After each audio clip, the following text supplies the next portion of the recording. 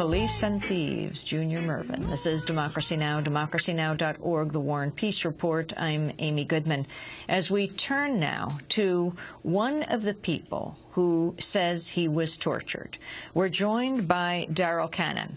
He says police tortured him in 1983 and forced him to confess to a murder he didn't commit. He spent more than 2 decades in prison. But after a hearing on his tortured confession, prosecutors dismissed his case in 2004. Now he's suing the city of Chicago for wrongful conviction. We're also joined by Flint Taylor, an attorney who represents a number of the torture victims. But let's go to Daryl Cannon. Daryl, tell us what happened to you. Talk about how you were picked up and what you admitted to and what happened to you in Burge's custody. It was on November the 2nd, 1983, between the hours of 6:30, 7 o'clock in the morning. A group of all-white detectives invaded my apartment where I stayed with my common-law wife and my son. They kicked open the door, they cursed her out, they searched for me, they finally found me, they gave me my clothes, they ransacked the entire apartment, found nothing. They took me downstairs, placed me on my knees in front of the vestibule until the rest of the detectives had searched other apartments. Then they came down, put me in the car, they drove around looking for another guy that they say was complicit in this particular crime. After they didn't find him, they took me to the police station. I stayed there for a short period of time. They took me out of the police station. They took me to a restaurant that caters to truckers and police officers. They left me double handcuffed in the backseat of a detective car while they went in and had breakfast. They came out from breakfast. They took me to a remote area where they drove through a pipe, came out on the opposite end of an isolated area where there was nothing but water and railroad tracks around. They got me out the backseat of the car, and they proceeded to ask me some more questions about a homicide that had took place. I told them I had no knowledge about the homicide. They then did a mock hanging where I'm cuffed behind my back, and one of the detectives would get on the bumper of the detective car. The other 2 detectives would lift me up to him, and he would grab my handcuffs from behind. They would let me go. That would cause my arms to go up backwards, almost wrenching the inside of my shoulders. That method went on for I don't know how long, but eventually it wasn't successful because of the fact that there was a fine mist rain out that morning, and John Burns, which is the tallest detective, he kept slipping off the back of the bumper. They then switched to a second torture treatment, which was the shotgun, where they got their pump shotgun out the back seat, out the trunk of the car. And Peter Dignit, which is another one of the detectives, the most vicious one out of all of them, he proceeded to ask me some more questions about the murder and to tell me what they knew had already occurred and wanted me to fill in the gaps. I refused to do so. He took a shotgun shell, showed it to me. Now, his exact words were, "Listen, nigga," and that's when he turned his back to me. I heard a clicking sound, which seemed like it was the shell being placed in the chamber. He turned back around to face me. I no longer seen a shotgun shell. So they continued to ask me questions. I refused to answer. One of them said, "Go ahead, blow that nigga's head off." And that's when Peter Dignit forced the shotgun in my mouth. And he said, "You're not going to tell me I want to hear? You're not going to tell me?" I said, "No." And that's when he pulled the trigger.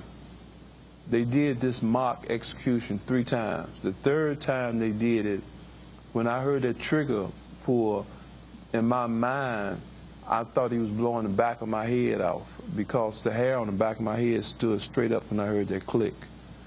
By them not being successful in getting what they wanted out of me, they did a 3rd treatment, which was they put me in the back seat of a detective car. They unhandcuffed my cuffs from behind, put them in front. John Burns had a gun to my head and told me, "Don't move," when they redid the handcuffs. They put me sideways in the back seat of a detective car and made me lay down across the seat. They pulled my pants and my shorts down, and that's when Burns took an electric caliper, turned it on, and proceeded to shock me on my testicles. They did this what seems like forever with me, but it wasn't that long. At one point, I was able to kick the caliper out of the detective's hands, and that knocked the batteries out. He got the batteries, put them back in. One of them tried to take his feet and put it on top of one of my feet. The other one did the same thing to stop me from kicking. And then this is when they started using the electric caliper on me again, while telling me that they knew that I wasn't the one they wanted, but I had the information that could lead them to the other person that they wanted. They continued to do this until finally I agreed to tell them anything they wanted to hear. Anything. It didn't matter to me. You know, if they said, did your mother do it? Yes, yes, yes. Because the diabolical treatment that I received was such that I had never in my life experienced anything like this. I didn't even know anything like this here existed in the United States.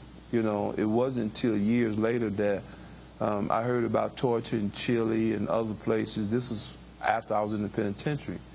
And it was amazing to me that these things had previously happened to me here in the United States, and the more we screamed about it, the less people cared to do anything about it.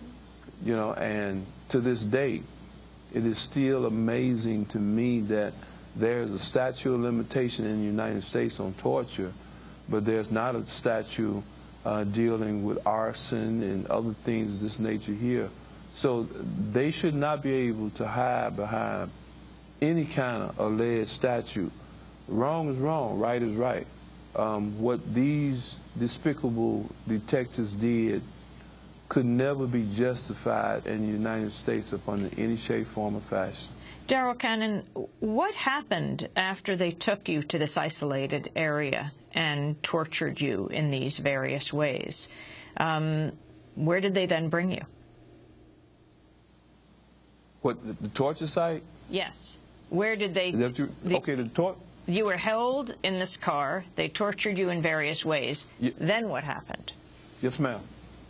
From there, they took me back to the police station. Before we went to the police station, they drove around again looking for another guy that they said participated in this.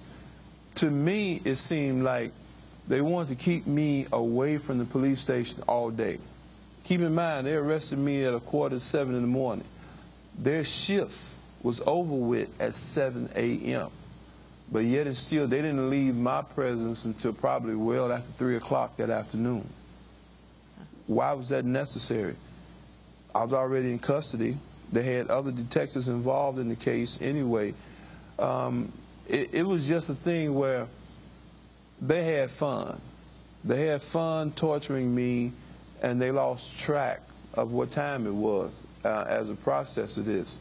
And like I said, to keep me away from the police station was did intentionally, because I'm pretty sure that they knew that my common law wife had called an attorney. An attorney probably had came down to the police station looking for me. But until they were finished doing what they wanted to do with me, they didn't want any interference.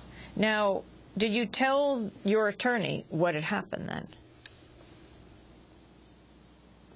I agreed to everything they said. You know, in fact, they had already told me that they didn't deem me as a perpetrator, but they felt that I knew who the perpetrator was, and I kept telling them I didn't. As a result from having been tortured in the manner in which I was, and them feeding me various information, it got to the point where I started speaking back to them what they had already spoke to me.